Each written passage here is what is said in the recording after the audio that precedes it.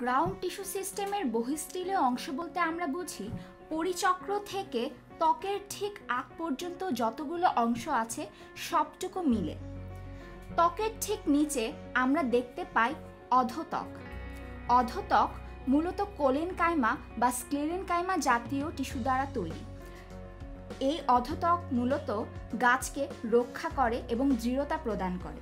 অধোত্বকের ঠিক পরবর্তী স্তরটিকে আমরা বলছি কর্টেক্স।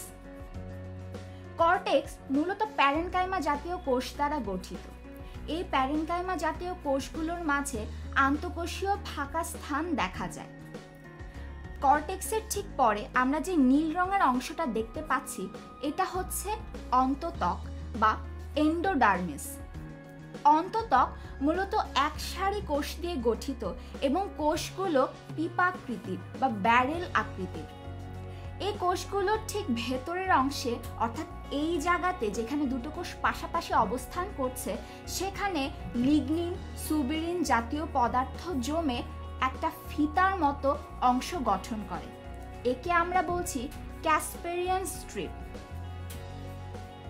এই ক্যাসপেরিয়ান স্ট্রিপ যদি স্টার্চ জাতীয় বস্তু দ্বারা গঠিত হয় তখন সেটাকে আমরা বলি স্টার্চ শীথ, যেটা মূলত কাণ্ডে দেখা যায়।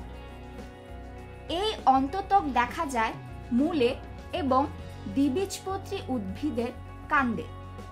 একবীজপত্রী উদ্ভিদের কাণ্ডে আলাদা করে অন্তত্বক দেখা যায় না।